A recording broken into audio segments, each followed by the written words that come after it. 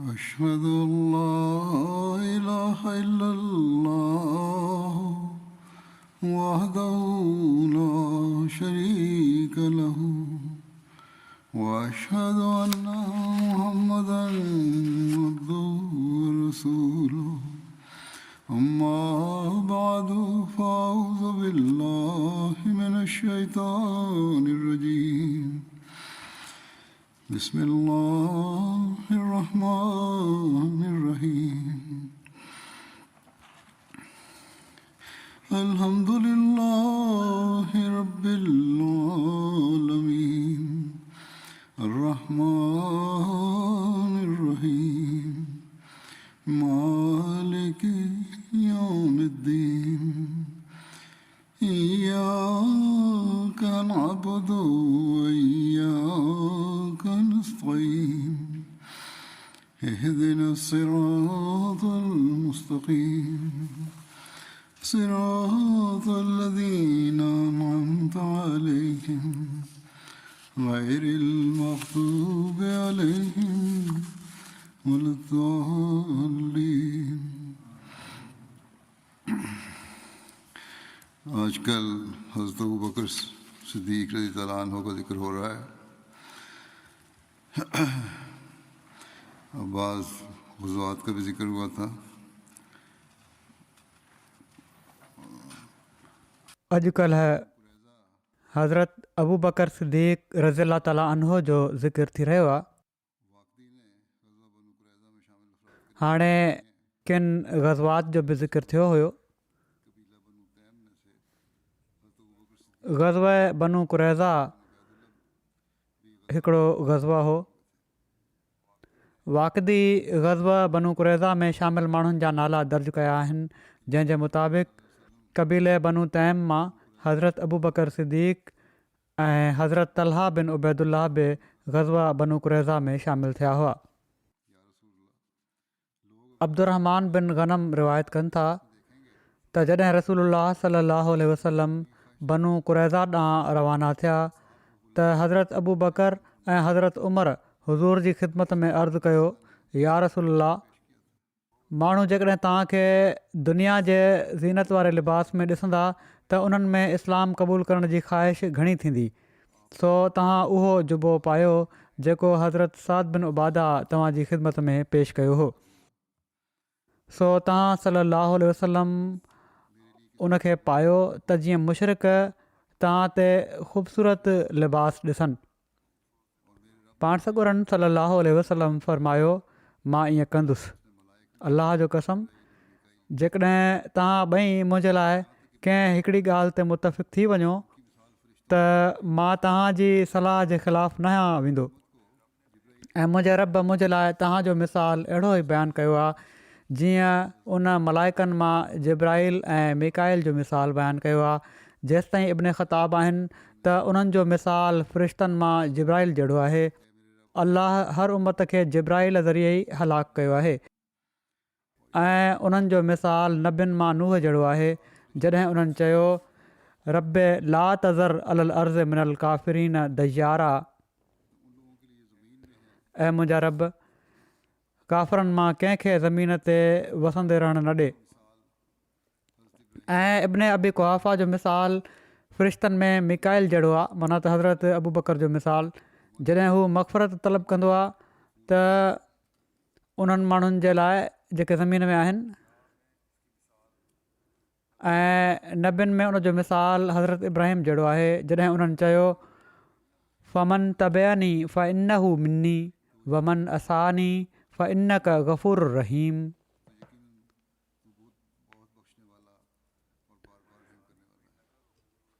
वमन असानी फ़इन्नक गफ़ूर रहीम। सो जंहिं मुंहिंजी पैरवी कई त हू यकीनन मूं मां आहे, ऐं जंहिं मुंहिंजी नाफ़रमानी कई त यकीनन तूं ॾाढो बख़्शण वारो ऐं बार बार रहम करण वारो आहीं। पाण फरमायाऊं त जेकॾहिं तव्हां ॿई मुंहिंजे लाइ कंहिं हिकिड़ी ॻाल्हि ते मुतफ़िक़ थी वञो त मां सलाह में तव्हां ॿिन्ही जे ख़िलाफ़ु न कंदुसि, पर तव्हां ॿिन्ही जी हालति मशवरे में कई तरह जी आहे, जीअं जिब्राइल ऐं मिकाइल ऐं नूह ऐं इब्राहिम अलैहिस्सलाम जो मिसाल आहे। पाण सॻोरन सलाहु वसलम जॾहिं बनू कुरैज़ा जी नाकाबंदी करे रखी हुई त इन हवाले सां हिकिड़ी रिवायत में मज़कूर आहे। आयशा बिनत सअद पंहिंजे वालिद खां बयानु कयो, हू बयानु कनि था त रसूलुल्लाह सलाहु वसलम मूंखे फ़रमायो, ऐं सअद अॻिते वधि ऐं हिननि माण्हुनि ते तीर हलाए। मां इन हद ताईं अॻिते वधियुसि जो मुंहिंजो तीर उन्हनि ताईं पहुची वञे ऐं मूं वटि 50 खां वधीक तीर हुआ जेके असां कुझु घड़ियुनि में हलाया। ॼण त असांजा तीर माकड़ वांगुरु हुआ, सो उहे माण्हू अंदरि घिड़ी विया ऐं उन्हनि मां को बि लियो पाए ॿाहिरि न पियो ॾिसे। असां पंहिंजे तीरनि जे बारे में डिॼणु लॻासीं त किथे उहे सभई ख़तम ई न थी वञनि। सो असां उन्हनि मां के तीर हलायूं पिया ऐं किन खे पाण वटि महफ़ूज़ पिया रखूं। हज़रत काब बिन अमर माज़नी बि तीर हलाइण वारनि मां हुआ। उहे चवनि था त मां उन ॾींहुं जेतिरा तीर मुंहिंजे तरकश में हुआ उहे समूरा हलाया एसि ताईं जो जॾहिं राति जो कुझु हिसो गुज़री वियो त असां उन्हनि माण्हुनि ते तीर हलाइणु बंदि करे छॾिया। उहे चवनि था त असीं तीर अंदाज़ी करे चुका हुआसीं ऐं रसूलुल्लाह सलाहु वसलम पंहिंजे घोड़े ते सुवार हुआ। पाण सॻोरा सलाहु वसलम मुसल्ह हुआ, हथियार ॿधल हुआ ऐं घोड़े सुवार हुज़ूर जे चौधारी हुआ। पोइ पाण सॻोरन वसलम असांखे इरशाद फ़रमायो त असां पंहिंजनि जॻहियुनि ॾांहुं मोटी आयासीं ऐं असां राति गुज़ारीसीं ऐं असांजो खाधो उहे खजूरूं हुयूं जेके हज़रत साद बिन उबादा मोकिलियूं हुयूं ऐं उहे खजूरूं काफ़ी घणियूं हुयूं। असां राति उन्हनि खजूरुनि मां खाईंदे गुज़ारीसीं। रसूलुल्लाह सल्लल्लाहु अलैहि वसल्लम हज़रत अबू बकर ऐं हज़रत उमर खे ॾिठो वियो त उहे बि खजूरूं खाई रहिया हुआ। रसूलुल्लाह सल्लल्लाहु अलैहि वसल्लम फ़रमाइनि पिया त खजूर केॾो न भलो खाधो आहे। हज़रत साद बिन मुआज़ जॾहिं बनू कुरैज़ा जे बारे में फ़ैसिलो कयो त रसूलुल्लाह सल्लल्लाहु अलैहि वसल्लम उन्हनि जी तारीफ़ कई ऐं फ़रमायाऊं त तूं अलाह जे हुकुम जे मुताबिक़ फ़ैसिलो कयो आहे। इन ते हज़रत साद दुआ कई त ऐं अलाह, जेकॾहिं तूं पाण सॻोरन सलाहु वसलम जी कुरैश सां का ॿी जंग मुक़दरु करे रखी आहे त मूंखे इन जे लाइ ज़िंदा रख, ऐं जेकॾहिं पाण सॻोरन वसलम ऐं कुरैश जे विच में जंग जो ख़ात्मो करे छॾियो अथई त मूंखे वफ़ात ॾेई छॾ। हज़रत आयशा बयानु फ़रमाइनि थियूं त उन्हनि जो फट खुली वियो, हालांकि पाण सिहतमंद थी चुका हुआ ऐं इन ज़ख़्म जो मामूली निशान बाक़ी वञी बचियो हुयो ऐं हू पंहिंजे खेमे में वापसि अची विया जेको रसूलुल्लाह सल्लल्लाहु अलैहि वसल्लम उन्हनि जे लाइ लॻायो हुयो। हज़रत आयशा रज़ियल्लाहु तआला अन्हा बयानु फ़रमाइनि थियूं त रसूलुल्लाह सल्लल्लाहु अलैहि वसल्लम ऐं हज़रत अबू बकर ऐं हज़रत उमर उन्हनि वटि आया ऐं हज़रत आयशा फ़रमाइनि थियूं त उनजो कसम जंहिंजी कुदरत जे कब्ज़े में मोहम्मद सल्लल्लाहु अलैहि वसल्लम जो साहु आहे त मां हज़रत उमर जे रोअण जे आवाज़ खे हज़रत अबू बकर जे रोअण जे आवाज़ खां अलॻि सुञाणे रही हुअसि जॾहिं त मां पंहिंजे हुजरे में हुअसि। माना त हीअ ॿई उन वक़्तु जॾहिं उन्हनि ते सकरात जी कैफ़ियत तारी थी हज़रत सअद ते त हू ॿई रोई रहिया हुआ। मां पंहिंजे हुजरे में हुअसि ऐं हू ईअं ई हुआ जीअं अलाह अज़्ज़ व जल फ़रमायो आहे रुहमाउ बैनहुम, माना त पाण में हिक ॿिए सां तमामु घणी मुहबत करण वारा आहिनि। सुलह हुदैबिया जे हवाले सां लिखियलु आहे जहिड़ो की गुज़िरियल ख़ुतबनि में ॻाल्हि थी चुकी आहे त पाण सॻोरन सलाहु वसलम हिकिड़ो ख़्वाबु ॾिठो त पाण सॻोरा सलाहु वसलम पंहिंजे असहाबनि सां गॾु बैतुल्लाह जो तवाफ़ु कनि पिया था। इन ई ख़्वाब जे सबबु पाण सॻोरा सलाहु वसलम 1400 असहाबनि जी जमियत सां गॾु ज़ुल्क़ादा 6 हिजरी जे शुरू में सूमर जे ॾींहुं सुबुह महिल मदीने मां उमिरे जी अदायगी जे लाइ रवाना थिया। जॾहिं रसूलुल्लाह सलाहु वसलम खे ख़बर पई त मके जे काफ़िरनि पाण सॻोरन सलाहु वसलम खे मके में दाख़िल थियण खां रोकण जी तयारी करे वरिती आहे त पाण सॻोरन सलाहु वसलम असहाबनि खां सलाह घुरी। हज़रत अबू बकर सलाह ॾींदे अर्ज़ु कयो त या रसूलल्लाह, असां त सिर्फ़ु उमिरे जे लाइ आया आहियूं, असां कंहिंसां विढ़ण जे लाइ न आहियूं आया। मुंहिंजी राय हीअ आहे त असां पंहिंजी मंज़िल ॾांहुं वञूं जेकॾहिं को असांखे बैतुल्ला खां रोकण जी कोशिशि कंदो त असां उन सां लड़ाई कंदासीं। सुलह हुदैबिया जे मौक़े ते जॾहिं कुरैश पारां पाण में ॻाल्हि ॿोल जे लाइ वफ़दनि जो सिलसिलो शुरू थियो त उर्वा हज़ूर वटि आया ऐं पाण सॻोरनि सलाहु वसलम सां ॻाल्हि ॿोल करणु लॻा। उर्वा चयो, मोहम्मद सलाहु वसलम ॿुधाए त सही, जेकॾहिं तूं पंहिंजी क़ौम खे बिल्कुलु तबाह करे छॾियो त छा तूं अरबनि मां कंहिं अरब जे बारे में ॿुधो आहे जंहिं तोखां पहिरियां पंहिंजनि ई माण्हुनि खे तबाह करे छॾियो हुजे? ऐं जेकॾहिं ॿी ॻाल्हि थिए माना त कुरैश ग़ालिब थिया त अलाह जो कसम मां तुंहिंजे साथियुनि जे चहिरनि खे ॾिसां पियो थो, जेके हेॾां होॾां गॾु थी विया आहिनि, उहे भॼी वेंदा ऐं तोखे छॾे ॾींदा। हीअ ॿुधी हज़रत अबू बकर उर्वा बिन मसूद खे तमामु सख़्तु लफ़्ज़नि में चयो त हल हल वञी पंहिंजे बुत लात खे चुमंदो वठि, माना त उन जी पूॼा कर। इन ते उर्वा पुछा कई, हीउ केरु आहे? माण्हुनि चयो, अबू बकर। उर्वा चयो, ॾिस उन ज़ात जो कसम जंहिंजे हथ में मुंहिंजो साहु आहे, जेकॾहिं तुंहिंजो मूं ते हिकिड़ो अहसान न हुजे हा जंहिंजो मां अञा ताईं तोखे बदिलो नाहे ॾिनो त मां तोखे इन जो जवाबु ॾियां हा।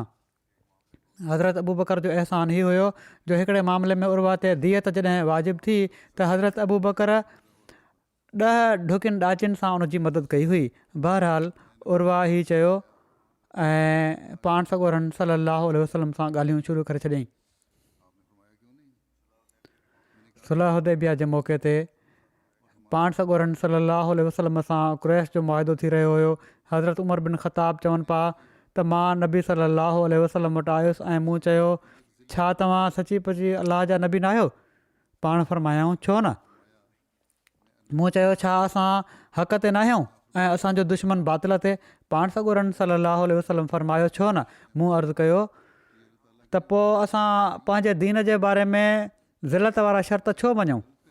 पाण सॻोरनि सलाहु वसलम फरमायो, मां अलाह जो रसूल आहियां ऐं मां उन जी नाफ़रमानी न कंदुसि, हू मुंहिंजी मदद कंदो। माना त जेकॾहिं मां शर्त मञा पियो थो त हीअ अलाह ताला जे हुक्म जी नाफ़रमानी कान्हे। फरमायाऊं त हू मुंहिंजी मदद कंदो। मूं चयो, माना त हज़रत उमर चयो, छा तव्हां सलाहु वसलम असांखे न चवंदा हुओ त असां तमामु जल्द बैतुल्ला में पहुचंदासीं ऐं उनजो तवाफ़ु कंदासीं? पाण फरमायाऊं, बेशक मूं चयो हो। ऐं छा मां तोखे हीउ ॿुधायो हुयो त असीं बैतुल्ला हिन ई साल पहुचंदासीं? पाण सॻोरनि सलाहु वसलम पुछा कई त मां हीअ त न चयो हुयो त असां हिन साल बैतुल्ला पहुचंदासीं? हज़रत उमर चवनि पिया, मूं चयो न। त पाण सॻोरनि सलाहु वसलम फरमायो त पोइ बैतुल्ला ज़रूरु पहुचंदे ऐं उनजो तवाफ़ बि कंदे। हज़रत उमर चवनि पिया, हीअ ॿुधी मां अबू बकर रज़ी ताला अन्हु वटि आयुसि ऐं मूं चयो, अबू बकर, छा हक़ीक़त में पाण सॻोरा सलाहु वसलम अलाह जा नबी कान्हनि? उन्हनि चयो, छो न? मूं चयो, छा असां हक़ ते न आहियूं ऐं असांजो दुश्मन बातिल ते? उन्हनि चयो, छो न? मूं चयो, असां पंहिंजे दीन जे बारे में ज़िलत वारा शर्त छो क़बूलु कयूं? पोइ उन वक़्तु अबू बकर रज़ी ताला अन्हु चयो, ऐं ख़ुदा जा बंदा, बेशक पाण सॻोरा सलाहु वसलम अलाह जा रसूल आहिनि ऐं रसूल पंहिंजे रब जी नाफ़रमानी नाहे कंदो ऐं अलाह ज़रूरु उन्हनि जी मदद कंदो। तक़रीबन साॻिया ई लफ़्ज़ दुहिराया हज़रत अबू बकर जेके पाण सॻोरनि सलाहु वसलम फरमाया हुआ, पाण सॻोरनि वसलम वारा। पोइ हज़रत अबू बकर फरमायो हज़रत उमर खे। हज़रत अबू बकर चयो त पाण सॻोरनि वसलम जे तइ फरमायल मुआदे खे मज़बूती सां झले रख, अलाह जो कसम पाण यकीननि हक़ ते आहिनि। हज़रत उमर चवनि था, मूं चयो, छा पाण सॻोरा वसलम असांखे न चवंदा हुआ त असां ज़रूरु बैतुल्ला में पहुचंदासीं ऐं उनजो तवाफ़ु कंदासीं? अबू बकर रज़ी ताला अन्हु चयो, बेशक, छा पाण सॻोरनि सलाहु वसलम हीअ बि ॿुधाए छॾियो हुयो त तव्हां हिन साल उते पहुचंदव? हज़रत उमर चवनि था, इन ते मूं चयो न। त इन ते हज़रत अबू बकर चयो, पोइ तूं ज़रूरु उते पहुचंदे ऐं उनजो तवाफ़ु ज़रूरु कंदे। ज़ोहरी चयो त हज़रत उमर चवनि पिया, मां इन ग़लती जे करे, हीउ बयानु करण वारे चयो त मां इन ग़लती जे करे कफ़ारे तौरु केतिरा ई नेक अमल कया।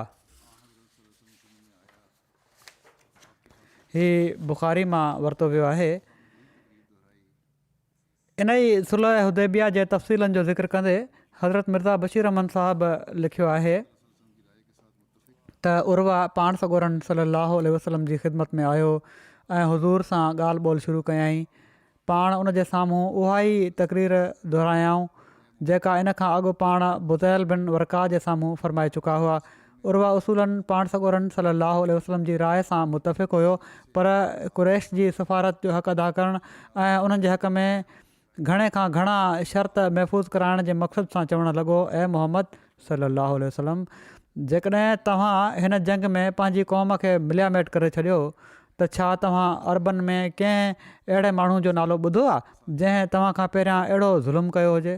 पर जेकॾहिं ॻाल्हि ॿिए रंग में थी वई, माना त कुरैश खे ग़लबो थी वियो, त ख़ुदा जो कसम मूंखे तव्हांजे चौधारी अहिड़ा मुंहं नज़र अचनि था जो उन्हनि खे भॼंदे देरि न लॻंदी ऐं हीअ सभई माण्हू तव्हांजो साथ छॾे ॾींदा। हज़रत अबू बकर जेके उन वक़्तु पाण सॻोरन सलाहु वसलम जे वेझो ई वेठा हुआ, उर्वा जा ई लफ़्ज़ ॿुधी कावड़ में भरिजी विया ऐं फ़रमाइण लॻा, हल हल ऐं लात खे, माना त बुत जेको आहे उन्हनि जो लात, उनखे चुमंदो वरितो। छा असां ख़ुदा जे रसूल खे छॾे वेंदासीं? लात बुत जेको हुयो उहो क़बीले बनू सकीफ़ जो हिकिड़ो मशहूरु बुत हुयो। हज़रत अबू बकर जो मतिलबु हीउ हुयो त तव्हां माण्हू बुत परस्त आहियो ऐं असां माण्हू ख़ुदा परस्त आहियूं, त छा ईअं थी सघे थो त तव्हां त बुतनि ख़ातिर सब्र ऐं सबात ॾेखारियो ऐं असां ख़ुदा ते ईमान आणींदे रसूलुल्लाह सलाहु वसलम खे छॾे भॼी वञूं?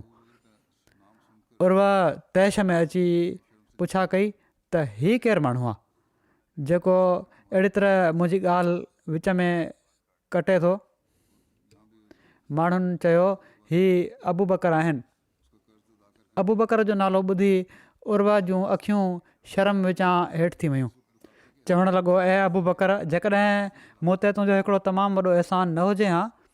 हिते बि इहो ई ज़िक्र कयो आहे त अबू बकर हिकु दफ़ो उनजो कर्ज़ु लाहे उनजी जान छॾाई हुई, त ख़ुदा जो कसम मां तोखे हिन वक़्तु ॿुधायां हा त अहिड़ी ॻाल्हि जेका तूं चई आहे उनजो कीअं जवाबु ॾिबो आहे। बुख़ारी जे हिकिड़े हवाले में दर्ज आहे त सुलह हुदैबिया जे मौक़े ते पाण सॻोरन सलाहु वसलम सां कुरैश जो मुआदो थी रहियो हुयो ऐं शर्त तइ थी रहिया हुआ। उन वक़्तु हज़रत अबू जंदल जेके सुहैल बिन अमर जा पुट हुआ, पंहिंजे ज़ंजीरनि में थिड़ंदे थाॿड़ंदे आया। सुहैल बिन अमर जेके मके पारां सफ़ीर तौरु आया हुआ, उन्हनि खे वापसि करण जो मुतालबो कयो। पाण सॻोरन सलाहु वसलम उनखे कुरैश खे वापसि करे छॾियो।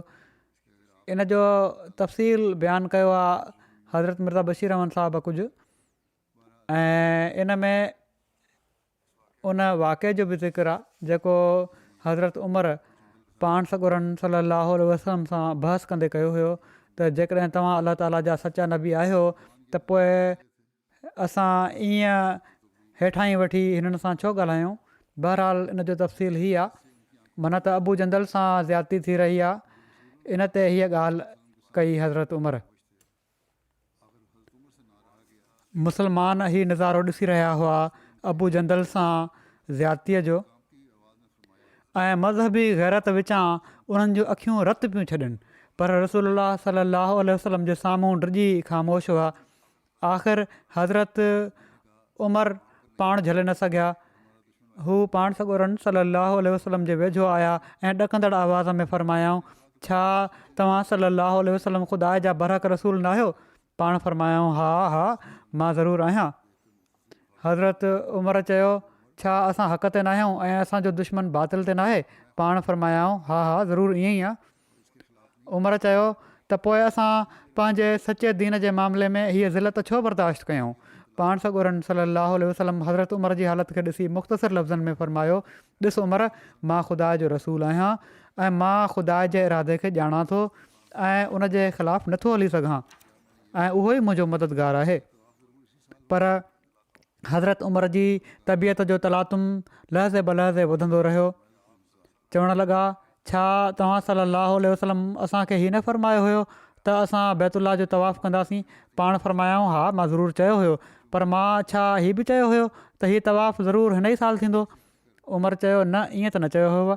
पाण सॻोरनि सलम फरमायो त पोइ इंतज़ारु कर, तूं इनशा ज़रूरु मके में दाख़िलु थींदे ऐं काबे जो तवाफ़ु कंदे। पर इन ई जोश जे आलम में हज़रत उमर जी तसली न थी, पर छो त पाण सॻोरनि सलाहु वसलम जो ख़ासि रोब हुयो, इन लाइ हज़रत उमर उतां हटी हज़रत अबू बकर वटि आया ऐं उन्हनि सां बि अहिड़े क़िस्म जूं जोश में ॻाल्हियूं कयाऊं। हज़रत अबू बकर बि ओढ़े ई क़िस्म जा जवाब ॾिना, पर साण ई हज़रत अबू बकर नसीहत जे रंग में फ़रमायो, ॾिस उमर, पाण संभाले हल, ख़ुदा जे रसूल जे रकाब ते जेको तूं हथु रखियो आहे उनखे ढरो थियणु न ॾे, छो त ख़ुदा जो कसम हीउ शख़्स जंहिंजे हथ में असां पंहिंजो हथु ॾिनो आहे बहरहाल सचो आहे। हज़रत उमर चवनि था त उन वक़्तु मां पंहिंजे जोश में हीअ सभई ॻाल्हियूं चई त वियुसि, पर बाद में मूंखे ॾाढी शर्मसारी थी ऐं मां तौबा जे रंग में हिन कमज़ोरी जे असर खे धोइण जे लाइ केतिरा ई नफ़ली अमल बजा आंदा, माना त सदका कया, रोज़ा रखिया, नफ़ली नमाज़ूं पढ़ियमि ऐं ग़ुलाम आज़ादु कयमि त जीअं मुंहिंजी इन कमज़ोरी जो दाग़ धोपी पए। हज़रत मुस्लिह मऊद सुलह हुदैबिया जा वाक़िया बयानु कंदे फ़रमाइनि था त पाण सॻोरा सलाहु वसलम जॾहिं काबतुल्ला शरीफ़ जे तवाफ़ जे लाइ विया त मके जे काफ़रनि ख़बर मालूम करे पंहिंजे हिकिड़े सरदार खे हज़ूर ॾांहुं रवानो कयो त हू वञी चए त हिन साल तव्हां तवाफ़ जे लाइ न अचो। उहो सरदार हज़ूर वटि पहुतो ऐं ॻाल्हि ॿोल करणु लॻो। ॻाल्हि करण महिल उन हज़ूर जी मुबारक ॾाढ़ी खे हथु हयो त तव्हां हिन साल हिन भेरे तवाफ़ न कयो ऐं कंहिं ॿिए साल ते मुलतवी करे वठो। हज़रत मुस्लिम फ़रमाइनि था त एशिया जे माण्हुनि में हीउ दस्तूर आहे त जॾहिं हू कंहिंखां ॻाल्हि मञराइणु चाहींदा हुजनि त मिंथ तौरु ॿिए जी ॾाढ़ी खे हथु हणंदा आहिनि या पंहिंजी ॾाढ़ी खे हथु हणी चवंदा आहिनि त ॾिस मुंहिंजी अछी ॾाढ़ी जो ख़्यालु कर ऐं क़ौम जो सरदार आहियां, मुंहिंजी ॻाल्हि मञी वञु। जीअं त उन सरदार बि मिंथ तौरु हुज़ूर जी ॾाढ़ी खे हथु लाथो। हीअ ॾिसी हिकिड़ा असाबी अॻिते वधिया ऐं पंहिंजी तलवार जो मुठियो हणी सरदार खे चयऊं त पंहिंजा नापाक हथ पोइ कर। सरदार तलवार जो मुठियो हणण वारे खे सुञाणे चयो त तूं उहो ई आहीं न जंहिं ते मां फलाणे मौक़े ते हीउ थोरो कयो हुयो। हीअ ॿुधी उहो असाबी ख़ामोश थी वियो ऐं पोइ हटी वियो। सरदार वरी मिंथ तौरु हुज़ूर जी ॾाढ़ी खे हथु हयो। असाब चवनि था त असांखे इन सरदार जे अहिड़ी तरह हथु हणण ते ॾाढी कावड़ पई अचे, पर उन वक़्तु असांखे को अहिड़ो शख़्स नज़र न पियो अचे जंहिं ते उन सरदार जो अहसान न हुजे ऐं उन वक़्तु असांजी दिलि पई चवे त काश असां मां को अहिड़ो शख़्स हुजे हा जंहिं ते हिन सरदार जो को अहसान न हुजे। एतिरे में हिकिड़ो शख़्स असां मां अॻिते वधियो जेको मथे खां वठी पेरनि ताईं लोहे टोप ऐं ज़िरह में विढ़ियलु हुयो ऐं वॾे जोश सां सरदार सां मुखातिबु थी करे चवणु लॻो त परते कर पंहिंजो नापाक हथु। हीअ हज़रत अबू बकर हुआ जन हीउ चयो हुयो। सरदार जॾहिं हिननि खे सुञातो त चयईं त हा मां तोखे कुझु नथो चई सघां छो त तो ते मुंहिंजो को अहसान कोन्हे।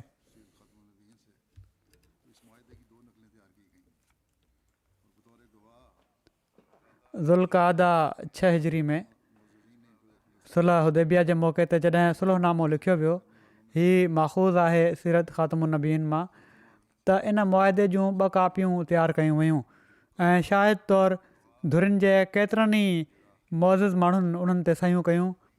मुसलमाननि तरफ़ां सही करण वारनि में हज़रत अबू बकर, हज़रत उमर, हज़रत उस्मान, हज़रत अब्दुर्रहमान बिन औफ़, हज़रत साद बिन अबी वक़ास, हज़रत अबू उबैदा बिन जराह हुआ।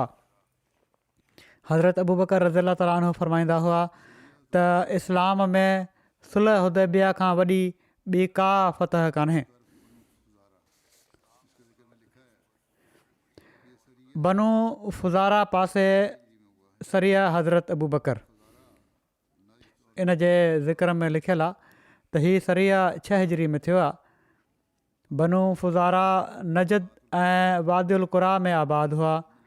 तबक़ातुल कुबरा में ऐं सीरत इब्न हिशाम में लिखियलु आहे त हीअ सरिया हज़रत ज़ैद बिन हारसा जी कमान में मोकिलियो वियो हुयो, पर सही मुस्लिम ऐं सुनन अबू दाऊद जी हदीस मां पतो पए थो त रसूलुल्लाह सल्लल्लाहु अलैहि वसल्लम हज़रत अबू बकर खे इन सरिया जो अमीर मुक़ररु फ़रमायो हो। जीअं त सही मुस्लिम जी रिवायत में आहे त एयास बिन सरमा बयानु कनि था त मूंसां मुंहिंजे वालिद बयानु कयो। हू चवनि था त असां फुज़ारा क़बीले सां जंग कईसीं ऐं असांजा अमीर हज़रत अबू बकर हुआ। उन्हनि खे रसूलुल्लाह सल्लल्लाहु अलैहि वसल्लम असां ते अमीर बणायो हो। हज़रत मिर्ज़ा बशीर अहमद साहब बि इन सरिया जो ज़िक्र कंदे ही बयानु फ़रमायो आहे त पाण सॻोरनि सल्लल्लाहु अलैहि वसल्लम असहाबनि जो हिकिड़ो दस्तो हज़रत अबू बकर रज़ियल्लाहु ताला अन्हो जी कमान में बनू फुज़ारा ॾांहुं रवानो फ़रमायो। हीउ क़बीलो उन वक़्तु मुस्लमाननि जे ख़िलाफ़ु विढ़ी रहियो हुयो ऐं इन दस्ते में सलमा बिन अक़वा बि शामिलु थिया, जेके मशहूरु तीरंदाज़ ऐं ड्रोड़ण में ख़ासि महारत रखंदा हुआ। सलमा बिन अक़वा बयानु कनि था त असां सुबुह जी निमाज़ जे वेझो उन हंधि पहुतासीं जिथे क़बीलो तरसियलु हुयो ऐं जॾहिं असां निमाज़ खां फ़ारिग़ थियासीं त हज़रत अबू बकर असांखे हमले जो हुकुम ॾिनो। असां क़बीले फज़ारा सां विढ़ंदे उन्हनि जे चश्मे ताईं वञी पहुतासीं ऐं मुशरिकनि जा केतिरा ई माण्हू मारिजी विया, जंहिंखां पोइ हू मैदान छॾे वठी भॻा ऐं असां केतिरा ई माण्हू क़ैद करे वरितासीं। सलमा रिवायत कनि था त भॼण वारे माण्हुनि मां हिकिड़ी पार्टी ॿारनि ऐं औरतुनि जी हुई, जेका तकड़ में हिकिड़े भरिसां वारे जबल ॾांहुं वधी रही हुई। मां उन्हनि जे ऐं जबल जे विच में तीर उछलणु शुरू कया, जंहिं ते हीअ पार्टी डिॼी बीही रही ऐं असां उन्हनि खे क़ैद करे वरितोसीं। उन्हनि क़ैदियुनि में हिकिड़ी वॾी ॼमार वारी औरत बि हुई, जंहिंखे मथां ॻाढ़े चम वारी लोई पातल हुई ऐं उनजी हिकिड़ी सुहिणी छोकिरी बि हुई उन सां गॾु। मां इन्हनि सभिनी जो घेराव करे हज़रत अबू बकर रज़ियल्लाहु ताला अन्हु वटि वठी आयुसि ऐं पाण हीअ छोकिरी मुंहिंजी निगरानी में ॾेई छॾियाऊं। पोइ जॾहिं असीं मदीने में आयासीं त पाण सॻोरनि सल्लल्लाहु अलैहि वसल्लम मूंखां उहा छोकिरी वठी वरिती ऐं उनखे मके मोकिले उन जे बदिले में किन उन्हनि मुस्लमान क़ैदियुनि खे आज़ादु करायाऊं जेके मके वारनि वटि महबूस हुआ, जिन खे मके वारनि क़ैद करे फिटी कयो हुयो। इन छोकिरी जे एवज़ में उन्हनि खे छॾायाऊं।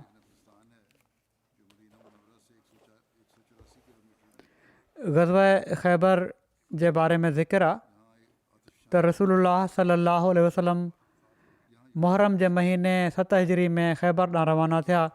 ख़ैबर हिकिड़ो नख़लिस्तान आहे जेको मदीने शरीफ़ खां 184 किलोमीटर उत्तर में मौजूदु आहे। हिते हिकिड़ो ॿरंदड़ जबलनि जो सिलसिलो आहे। हिते यहूदियुनि जा केतिरा ई क़िला हुआ, जिन मां किन जा आसार अञा बि बाक़ी आहिनि। इन्हनि क़िलनि खे मुस्लमाननि ग़ज़वा ख़ैबर में फ़तह कयो हुयो। हीउ इलाइक़ो तमामु ज़रख़ेज़ ऐं यहूदियुनि जो सभिनी खां वॾो मर्कज़ हुयो। पाण सॻोरनि सल्लल्लाहु अलैहि वसल्लम पाण खां पोइ मदीने ते सिबाह बिन उर्फ़ता ख़िफ़ारी खे अमीर मुक़ररु कयो। ख़ैबर में क़िलनि जो मुहासिरो 10 खां वधीक रातियूं रहियो। हज़रत बुरैदा रज़ियल्लाहु ताला अन्हु फ़रमाइनि था त रसूलुल्लाह सल्लल्लाहु अलैहि वसल्लम खे अधु मथे जो सूर थी पवंदो हुयो। पाण हिकु या ॿ ॾींहं ॿाहिरि न ईंदा हुआ, सो जॾहिं पाण ख़ैबर में आया त हुज़ूर खे अधु मथे जो सूर थी पियो त पाण माण्हुनि में न आया। मथे में सूरु पवंदो आहे, माइग्रेन जंहिंखे चइबो आहे। रसूलुल्लाह सल्लल्लाहु अलैहि वसल्लम हज़रत अबू बकर सिद्दीक़ खे कतीबा जे क़िलनि ॾांहुं मोकिलियो, सो उन्हनि रसूलुल्लाह सल्लल्लाहु अलैहि वसल्लम जो झंडो खयों ऐं दुश्मन जे मुक़ाबले में ॼमी बीठा ऐं वॾो क़िताल कयऊं। पोइ वापसि अची विया ऐं फ़तह न थी, हालांकि उन्हनि वॾी कोशिशि कई हुई। पोइ रसूलुल्लाह सल्लल्लाहु अलैहि वसल्लम हज़रत उमर खे मोकिलियो, उन्हनि बि हुज़ूर जो झंडो खयों ऐं वॾो क़िताल कयऊं ऐं हीउ पहिरें क़िताल खां बि वधीक सख़्तु हुयो। पोइ पाण बि वापसि मोटी आया पर फ़तह न थी। तारीख़ ऐं सीरत जे अक्सर किताबनि में इहो ई मिले थो त हज़रत अबू बकर ऐं हज़रत उमर खे हिक ॿिए पुठियां लश्कर जो अमीर बणायो वियो हुयो, पर उन्हनि जे हथां क़िलो फ़तह न थी सघियो। अलबत हिकिड़ो किताबु आहे जंहिंजो नालो सैयदना सिद्दीक़ अकबर आहे। हीउ लाहौर मां छपियो हुयो फेबरवरी 2010 में, जेको असांजे तहक़ीक़ करण वारनि उनखे ॾिसी लिखियो आहे। मूंखे उन में मुसनिफ़ लिखियो आहे त हज़रत अबू बकर जे हथां उहो क़िलो फ़तह थियो हुयो, पर उन को हवालो नाहे ॾिनो। बहरहाल मुसनिफ़ लिखे थो त हिकिड़े क़िले जी फतह जे लाइ हज़रत अबू बकर लश्कर जा अमीर थी करे विया, जेको उन्हनि जे हथ ते फतह थियो। ॿिए क़िले ते हज़रत उमर खे मुक़ररु कयो वियो, उहे बि कामयाबु थिया। टें क़िले खे फतह करण जी मुहिम मोहम्मद बिन मसलमा जे हवाले थी, पर हू इन में कामयाबु न थिया। त हुज़ूर सल्लल्लाहु अलैहि वसल्लम फरमायो, सुबुह जो मां अहिड़े शख़्स खे लश्कर जो अमीर बणाए अलम ॾींदुसि जेको ख़ुदा ऐं उन जे रसूल खे ॾाढो दोस्त रखे थो ऐं उन जे हथां क़िलो फतह थींदो, जीअं त हज़रत अली खे अलम इनायत थियो ऐं कमूस क़िलो फतह थियो।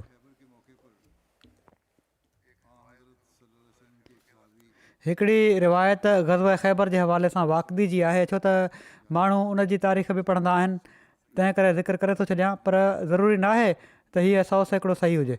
बहरहाल हू लिखे थो त ग़ज़वा ख़ैबर जे मौक़े ते पाण सॻोरन सल्लल्लाहु अलैहि वसल्लम जे हिकिड़े असहाबी हज़रत हुबाब बिन मुंज़िर हुज़ूर खे अर्ज़ु कयो, या रसूलल्लाह सल्लल्लाहु अलैहि वसल्लम, यहूदी खजी जे वण खे पंहिंजी जवान औलाद खां बि वधीक महबूब रखंदा आहिनि, तव्हां उन्हनि जा खजी जा वण वढे छॾियो।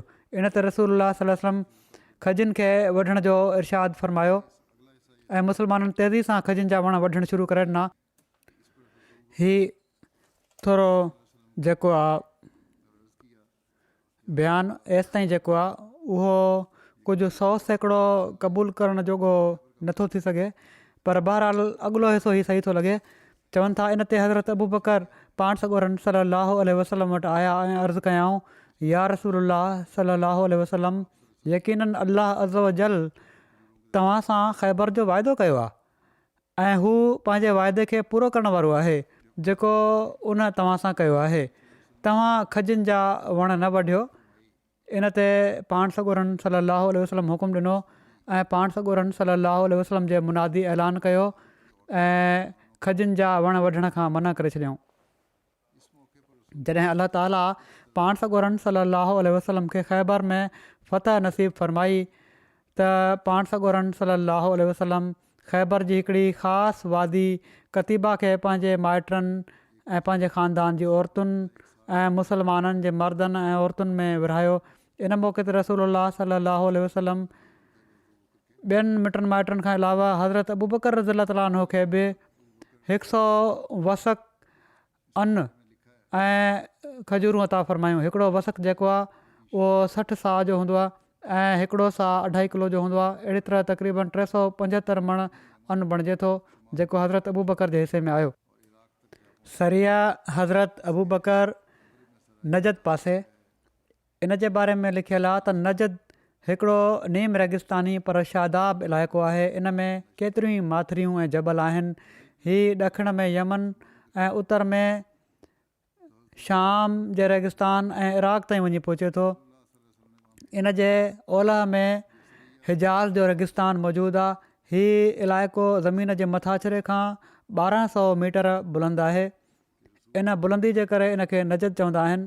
नजद में बनु किलाब मुसलमाननि जे ख़िलाफ़ु गॾु थिया त हज़रत अबू बकर खे उन्हनि खे सख़्तु सेखत ॾियण जे लाइ, सज़ा ॾियण जे लाइ रसूलुल्लाह सल्लल्लाहु अलैहि वसल्लम उते मोकिलियो। हीउ सरिया शाबान 7 हिजरी में थियो। हज़रत सलमा बिन अकवा खां रिवायत आहे त रसूलुल्लाह सल्लल्लाहु अलैहि वसल्लम हज़रत अबू बकर खे मोकिलियो ऐं असां माण्हुनि ते उन्हनि खे अमीर बणायाऊं। अबू सुफ़ियान सुलह हुदैबिया खां पोइ जॾहिं मके आयो त इन जे बारे में लिखियलु आहे त सुलह हुदैबिया जी ख़िलाफ़ वर्ज़ी कंदे जॾहिं बनु बकर जेके कुरैश जा हलीफ़ हुआ मुसलमाननि जे हलीफ़ क़बीले बनु ख़ुदा ते हमिलो कयो ऐं कुरैश हथियारनि ऐं सुवारियुनि सां बनु बकर जी मदद बि कई ऐं सुलह हुदैबिया जे शर्तनि जो लिहाज़ न रखियाऊं ऐं वॾे गुरूर ऐं तकबुर में चई छॾियऊं त असां कंहिं मुआदे खे नथा मञूं। त उन वक़्तु अबू सुफ़ियान मदीने में आयो ऐं सुलह हुदैबिया जे मुआदे जी तजदीद चाहियईं। हू रसूलुल्लाह सल्लल्लाहु अलैहि वसल्लम वटि वियो, पर पाण सल्लल्लाहु अलैहि वसल्लम उन जी कंहिं ॻाल्हि जो जवाबु न ॾिनो। पोइ हू अबू बकर वटि वियो ऐं उन्हनि सां ॻाल्हि कयईं त हू रसूलुल्लाह सल्लल्लाहु अलैहि वसल्लम सां ॻाल्हि कनि, पर उन्हनि चयो त मां ईअं न कंदुसि। पोइ जहिड़ो क हज़रत उमर जे ज़िक्र में बयानु थी चुको आहे, हू हज़रत उमर वटि वियो, उन्हनि बि इनकार करे छॾियो। बहरहाल हू नाकाम वापसि वरियो। ग़ज़वा फ़तह मक्का, हिन ग़ज़वे खे ग़ज़वतुल फ़तह आज़म बि चवंदा आहिनि। ग़ज़वा मक्का रमज़ान 8 हिजरी में थियो। तारीख़ तबरी में बयानु आहे त जॾहिं रसूलुल्लाह सल्लल्लाहु अलैहि वसल्लम माण्हुनि खे सफ़र जी तयारी जो इरशाद फ़रमायो, पाण सॻोरन सल्लल्लाहु अलैहि वसल्लम पंहिंजे घर वारनि खे फ़रमायो मुंहिंजो सामान बि तयारु करे छॾियो। हज़रत अबू बकर पंहिंजी धीअ हज़रत आयशा वटि आया, उन्हनि जे घर विया। उन वक़्तु हज़रत आयशा रसूलुल्लाह सल्लल्लाहु अलैहि वसल्लम जे सामान खे तयारु करे रहियूं हुयूं। हज़रत अबू बकर पुछा कई, ऐं मुंहिंजी धीउ, छा रसूलुल्लाह सल्लल्लाहु अलैहि वसल्लम तोखे कुझु इरशाद फ़रमायो आहे त पाण सॻोरन सल्लल्लाहु अलैहि वसल्लम जो सामान तयारु कर? उन्हनि चयो, जी हा। हज़रत अबू बकर पुछा कई, तुंहिंजो छा ख़्यालु आहे त पाण सॻोरन सल्लल्लाहु अलैहि वसल्लम जो इरादो काॾे वञण जो आहे? हज़रत आयशा चयो, मूंखे बिल्कुलु नाहे ख़बर। पोइ रसूलुल्लाह सल्लल्लाहु अलैहि वसल्लम माण्हुनि खे ॿुधाए छॾियो त पाण सॻोरा सल्लल्लाहु अलैहि वसल्लम मके ॾांहुं वञनि पिया था ऐं पाण उन्हनि खे फ़ौरन इंतिज़ामु करणु ऐं तयारु थियण जो इरशाद फ़रमायाऊं ऐं दुआ कयाऊं त ऐं अल्लाह कुरैश जे जासूसनि खे ऐं उन्हनि जे मुख़बिरनि खे रोकियूं रख एसि ताईं जो असां उन्हनि माण्हुनि वटि उन्हनि जे इलाइक़नि में ओचितो वञी पहुचूं। इन ते माण्हुनि तयारी शुरू करे ॾिनी। हिन वाक़े जी वधीक वज़ाहत कंदे सीरतुल हलबिया में लिखियलु आहे त जॾहिं हज़रत अबू बकर हज़रत आयशा खां इस्तिफ़सार फ़रमाए रहिया हुआ त उन ई वक़्तु पाण सॻोरा सल्लल्लाहु अलैहि वसल्लम उते अची विया।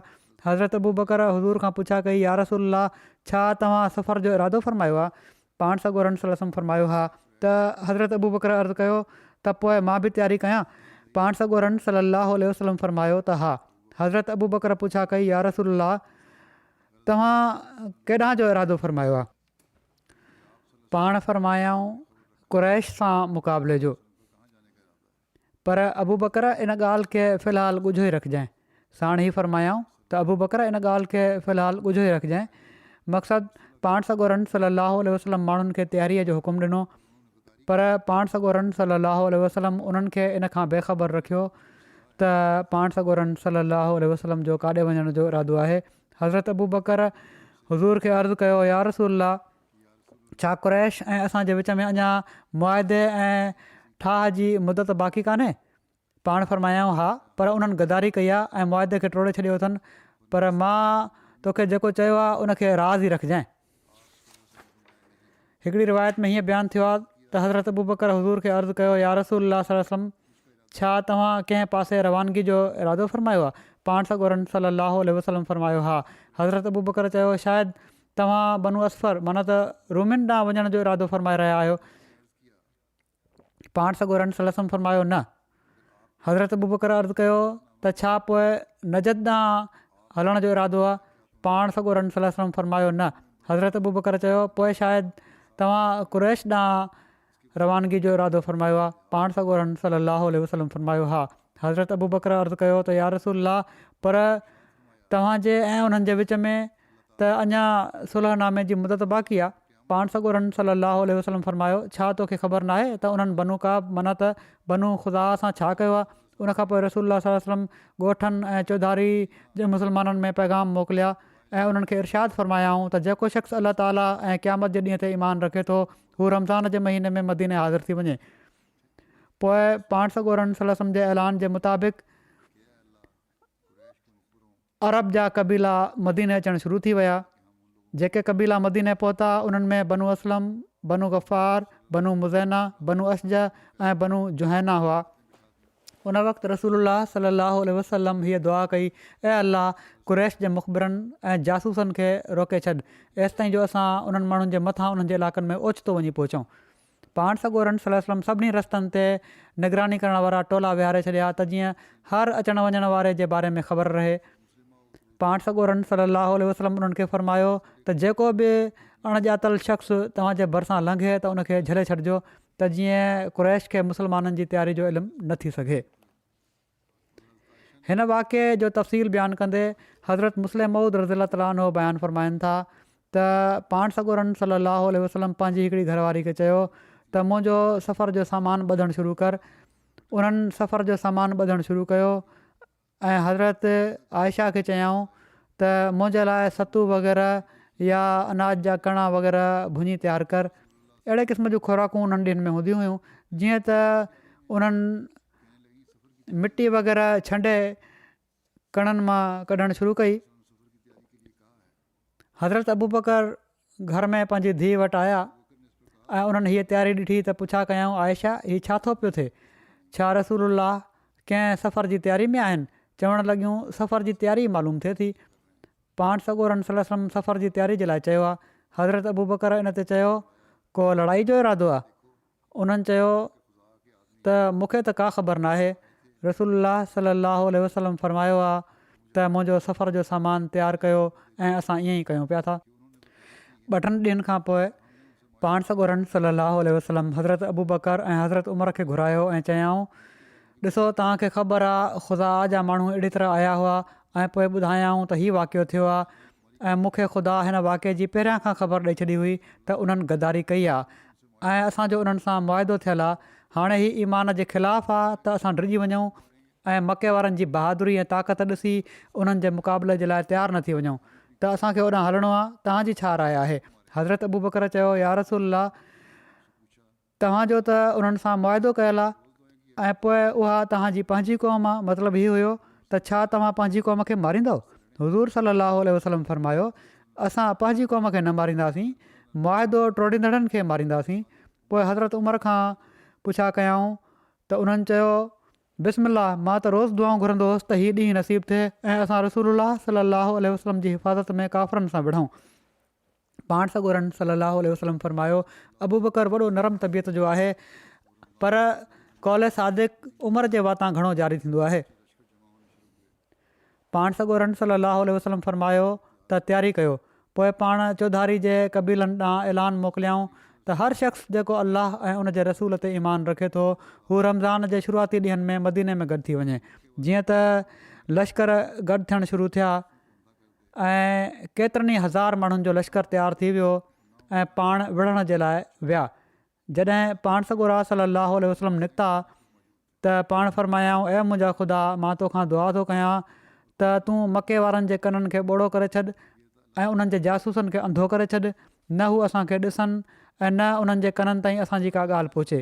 जीअं त पाण निकिता मदीने में सवें मुनाफ़िक़ मौजूदु हुआ पर 10,000 जो लश्कर मदीने मां निकिरे थो ऐं को इतलाह ताईं मके में नथो पहुचे।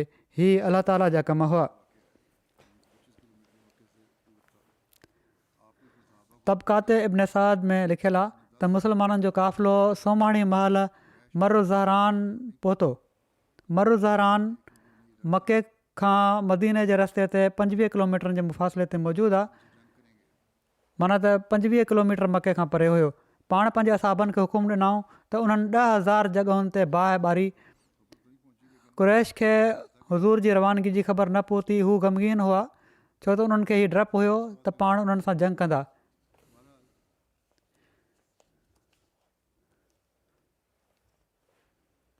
हीउ ख़्यालु हो उन्हनि जो, ख़बर त न पहुती पर हीउ ख़्यालु हो त जंग हाणे ज़रूरु थींदी कुरैश थी। इन ॻाल्हि जो उन्हनि खे ॾुख हो। बहरहाल